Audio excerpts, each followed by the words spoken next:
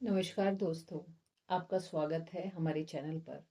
आज हम बात करने वाले हैं एक और इंटरेस्टिंग और लाइफ चेंजिंग किताब के बारे में, एनाटॉमी ऑफ स्पिरिट, जिसे लिखा है स्पिरिचुअल टीचर कैरोलिन माइस ने।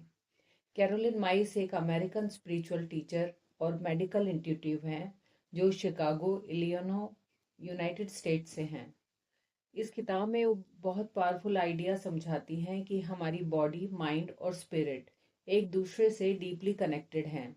अगर हमारे इमोशंस नेगेटिव हैं तो उसका असर बॉडी पर भी पड़ता है, और अगर स्पिरिट स्ट्रांग है तो बॉडी भी ज़्यादा हेल्दी रहती है।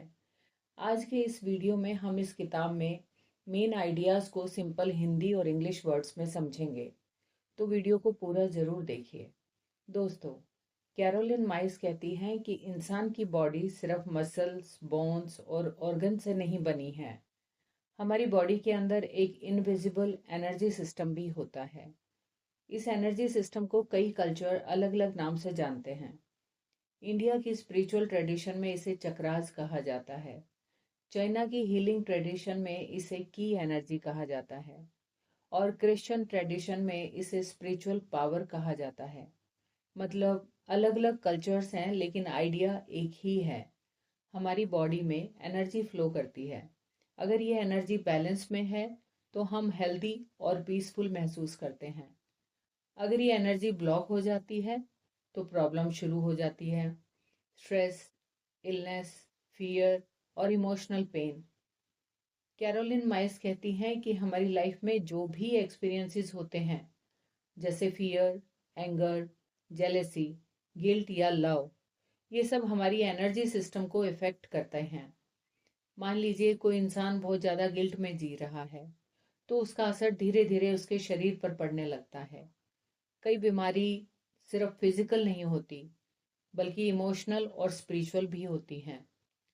इस किताब में कैरोलिन माइस एक बहुत इंटरेस्टिंग कॉन्सेप्ट बताती हैं, 7 एनर्जी सेंटर या 7 चक्रास। ये 7 एनर्जी सेंटर हमारी बॉडी और लाइफ के अलग अलग एरियाज को कंट्रोल करते हैं। पहला चक्रा है रूट चक्रा।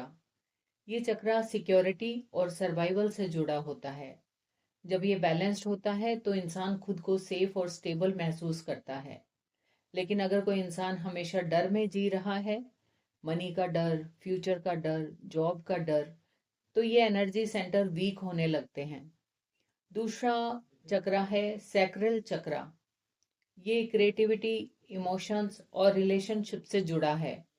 अगर इंसान अपनी फीलिंग्स को दबाता है या रिलेशनशिप्स में पेन और बिट्रेयल झेलता है तो ये चक्रा डिस्टर्ब हो सकता है। तीसरा चक्रा है सोलर प्लेक्स चक्रा। ये पर्सनल पावर और सेल्फ कॉन्फिडेंस से जुड़ा होता है। जब इंसान खुद पर बिलीव करता है, अपनी लाइफ के डिसीजंस खुद लेता है, तो ये एनर्जी स्ट्रोंग रहती है। लेकिन जब इंसान हमेशा दूसरों के कंट्रोल में रहता है या खुद को वीक समझता है तो ये चक्रा कमजोर हो जाता है। चौथा चक्रा है हार्ट चक्रा। ये लव, कंपैशन और फॉरगिवनेस से जुड़ा होता है। अगर दिल में बहुत ज़्यादा एंगर या रिसेंटमेंट है तो ये एनर्जी सेंटर ब्लॉक हो जाता है। लेकिन जब इंसान फॉरगिव करना सीखता है, लव देना और लेना सीखता है, तो हार्ट चक्रा ओपन हो जाता है। पांचवा चक्रा है थ्रोट चक्रा। ये कम्युनिकेशन और ट्रुथ से जुड़ा है। जब हम अपनी बात ऑनेस्टली एक्सप्रेस करते हैं तो ये चक्रा स्ट्रांग रहता है।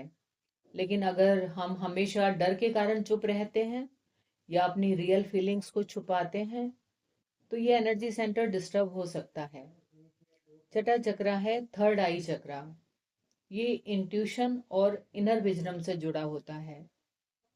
जब इंसान अपने इनर वॉइस को सुनता है तो वो बेटर डिसीजंस लेता है। लेकिन अगर इंसान सिर्फ एक्सटर्नल वर्ल्ड पर डिपेंड करता है तो उसकी इंट्यूशन वीक हो जाती है। सातवां चक्रा है क्राउन चक्रा। ये स्पिरिचुअल कनेक्शन से जुड़ा है।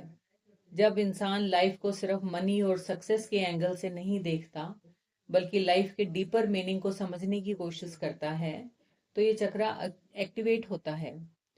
कैरोलिन माइस कहती हैं कि हमारी लाइफ में जो भी चैलेंजेस आते हैं वो सिर्फ प्रॉब्लम्स नहीं होते, वो एक्चुअली स्पिरिचुअल लेसन्स होते हैं। हम प्रॉब्लम हमें कुछ सिखाने के लिए आती है, कभी पेशेंस, कभी करेज, कभी फॉरगिवनेस। किताब का एक बहुत पावरफुल मैसेज है, एनर्जी फॉलोज अटेंशन। मतलब जहाँ आपका अटेंशन जाता है वहीं आपकी एनर्जी जाती है। अगर आप हमेशा फियर और नेगेटिविटी पर फोकस करते हैं तो आपकी एनर्जी भी वहीं जाएगी। लेकिन अगर आप ग्रैटिट्यूड, ग्रोथ और पॉजिटिविटी पर फोकस करते हैं तो आपकी लाइफ भी उसी डायरेक्शन में बदलने लगती है। कैरोलिन माइस ये भी कहती हैं कि इंसान की सबसे बड़ी पावर है चॉइस। हर सिचुएशन में हमारे पास चॉइस होती है। हम पेन में फंसकर विक्टिम बन सकते हैं या उसी पेन से सीखकर स्ट्रांग बन सकते हैं। हिस्ट्री में भी कई ऐसे एग्जाम्पल्स हैं, जैसे नेल्सन मंडेला। उन्होंने साउथ अफ्रीका में 27 साल जेल में बिताए, लेकिन जब वो बाहर आए तो उन्होंने रिवेंज नहीं चुना, उन्होंने फॉरगिवनेस चुना। और यही स्पिरिचुअल स्ट्रेंथ होती है। इसी तरह महात्मा गांधी ने भी इंडिया में अहिंसा और ट्रुथ का रास्ता चुना। उनका बिलीफ था कि रियल पावर फिजिकल स्ट्रेंथ में नहीं, बल्कि मॉरल और स्पिरिचुअल स्ट्रेंथ में होती है। कैरोलिन माइस कहती है कि अगर हम अपनी एनर्जी को हील करना चाहते हैं तो हमें 3 चीजें करनी होगी। पहली, सेल्फ अवेयरनेस। हमें खुद को ऑनेस्टली देखना होगा। हमारी क्या फियर्स हैं, हमारी इनसिक्योरिटीज क्या हैं, हम किन इमोशंस को दबा रहे हैं। दूसरी, रिस्पॉन्सिबिलिटी। हमें अपने लाइफ की रिस्पॉन्सिबिलिटी लेनी होगी। दूसरों को ब्लेम करने से एनर्जी वीक होती है। लेकिन जब हम कहते हैं हाँ, मेरी लाइफ मेरी रिस्पॉन्सिबिलिटी है, तो वहीं से हीलिंग शुरू होती है। तीसरी, फॉरगिवनेस। फॉरगिवनेस सिर्फ दूसरों के लिए नहीं होता, ये हमारे लिए होता है। जब हम किसी से हेट करते हैं तो हमारी एक्चुअली हम अपनी एनर्जी को पॉइजन कर रहे होते हैं। लेकिन जब हम फॉरगिव करते हैं तो हम खुद को फ्री कर देते हैं। कैरोलिन माइस का एक और पावरफुल आइडिया है, life is a spiritual journey.